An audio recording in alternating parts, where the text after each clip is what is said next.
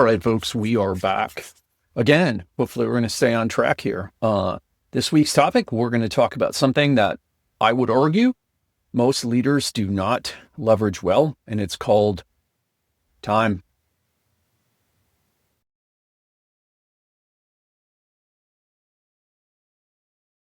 All right, so this week we're going to dive into the topic of time.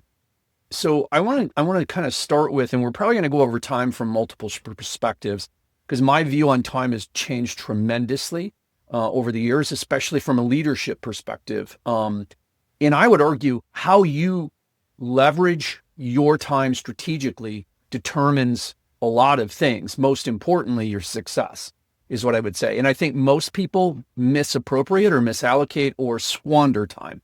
All right. So, and we'll get into examples of that, but realistically, and I'm going to use kind of some personal examples. I may bring in some anecdotal stories from my, from my leadership book. But so in essence, we'll kind of start with time is an asset that once it's spent, you never get it back. Like you can't turn the clock backwards. Whereas like if I make a bad decision with money, I can make more money. I can earn money back. I can find other ways to make money. If I lose talent as far as people, I can always try to rehire talent or bring that talent back. So there's ways to recover from those things, even if you make a bad decision or bad allocation in those cases. But time, if you're consistently allocating your time ineffectively or squandering it, you end up losing. You lose it and you never recover. So, and this is one of the giant mistakes I see most people make. So in essence, I would argue leaders who don't understand the importance of time in its use actually display immaturity. And again, I know that's probably some pretty harsh commentary, but in my opinion, it's true. So this is obviously purely my opinion, and it's my perspective. So what am I talking about? Like, and I'll give you some concrete examples here in a minute, but so think of it this way. The psychology, I'll call it the psychology of immature leadership, has some hallmark signs. So it's ego over essence. So in essence, it's leaders focusing on validation, not transformation. So we're really not focused on transforming and hitting KPIs and moving the org forward. Instead, we're focused on validating what we're doing. Okay. It also leads into, or I'll say it will, in essence, instead of having emotional intelligence, it will actually be emotional reactivity. So in essence, leaders who don't understand how to leverage time will react to situations with feelings. Mature leaders don't do this. They're going to listen to the perspectives, but they're going to act from their principles or standards as opposed to being reactionary. So, and when you're reactionary in the moment, you tend to make more mistakes and you misallocate your time. The other thing too is a lot of people will focus on, gossip and all of these other kind of dramatic things that can happen within an org. And when you're spending time on drama and feelings, you're not moving your cause forward. It's actually a misallocation of time. It's basically throwing money out the window. And it's very costly. So like it will slow you down.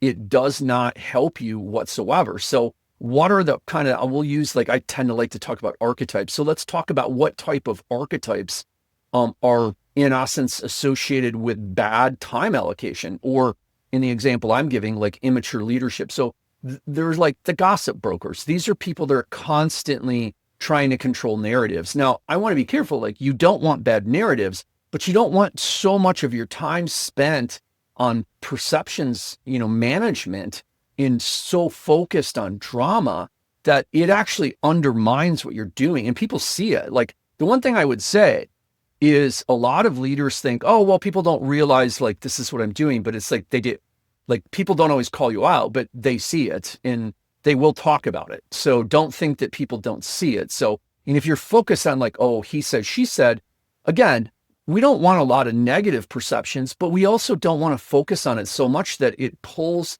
our time away from accomplishing our goals and completing things that move the org forward, right? Now, when you deal with people who are potentially gossip addicts, well, gossip brokers, I'm kind of bleeding into the next topic. They start to become just drama addicts. It's all about the drama. They focus on feelings and emotion, and they think that managing those feelings and emotions is their role. In okay, uh, on some level, we want to make sure things aren't out of control. But when you're spending so much time on this, on the he said, she said, you're actually undermining. People see this, and you're actually throwing away that time. Okay. Massively. So I would argue. So one of the things I also like to cover is, there tends to be, especially in different markets or industries, there tend to be a habit of, hey, we're going to gossip about what we're doing, we're friends and all these things. And it's like, and I'm not trying to make things fully, impersonal, but your goal is to get things done. Now, if you want to have some pleasantries at the beginning, how are you doing? How's the family? That's all. That's fine. That's okay. Those things are great for break. Like when you're on break, that's what those times are for, right? You get your hat out of the business and things like that. But what happens is these things can start to fall into a trap of we're spending more and more time on this, and it's pulling you away from getting things done. So I would argue leaders who are starting to get focused on these things or sucked into these discussions or emotional responses, or they stay stuck in those responses, you're not going to hit your goals, and the org and everybody underneath you are going to not hit your goals. So like, what do I mean by that? I'm going to use an example. I'll say I'm not going to. I don't think I'm going to use the names clearly is what I would say, but like in the leadership book, I talk about some different leaders I've worked with over time. There's an individual I used to work with, and it was very much about, in essence, spending time talking to people, managing emotions, managing perceptions, and literally the bulk of their time was entirely chewed up on this whole concept of I have to make sure I manage what people think of me. Bad news is that this particular individual that I used to work with, I'm not going to say when, but ultimately, like I have conversations with them like about how they're not hitting their goals.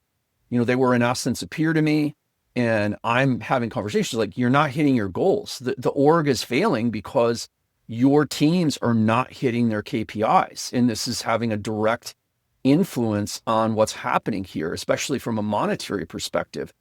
And, I'll just say, we're not going to get into the entire conversation, but it was very clear, like their whole goal, I'll say we can get into a deeper psychological discussion. We could, like they needed to be justified. They needed to be acknowledged. They needed to be validated, and then managing what people thought of them and what was said and how things were done. That was all part of how they kind of, I would argue, fed their ego, but at the same time, they entirely mismanaged their time. And as a leader, when you're focused on that, your people are going to do the same. So if your entire goal is, I'm going to manage people's expectations or perceptions, you're not focused on, so if you're focused on emotions and perceptions, you're not focused on actions, which means you're committing your time and you're showing all of the people that work for you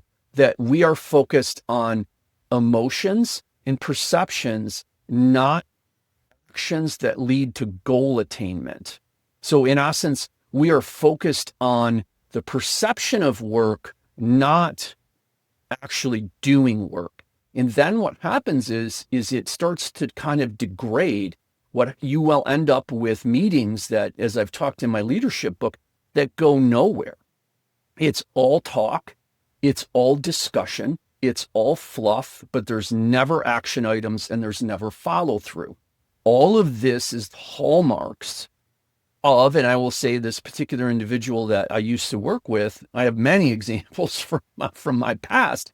They literally were focused on perceptions, and they completely failed on a leadership level. They couldn't hit any of their goals at all. And it was actually sad, to be honest. So again, I'm not going to get into all the details, but this is just an example of if you don't manage and allocate your times, like I would argue, every time you're having a conversation with somebody, is it forwarding the mission in some way? Is it moving towards action or helping unblock obstacles to actually achieve actions that meet goals? If that's not what's happening and you're yucking it up or you're being buddies or whatever, you're not moving the mission forward, which means you're failing your leadership charge, which is, again, I know that's tough, but this is part of what I have seen many, many times.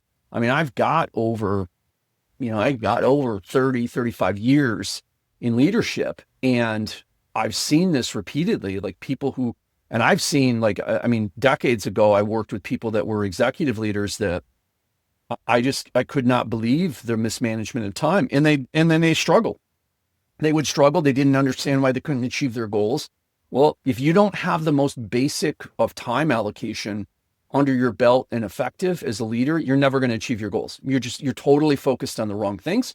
You're spending that asset of time in a very poor fashion. And then your mind just makes excuses. And then then we move into the excuse factory. So we start looking at why we can't meet goals versus how to meet them. And again, misallocation of time. So I'm going to stop here for today. I think we're going to continue with the time topic going forward. So, we'll wrap for today. Hopefully this was helpful, and hopefully we'll see you next week.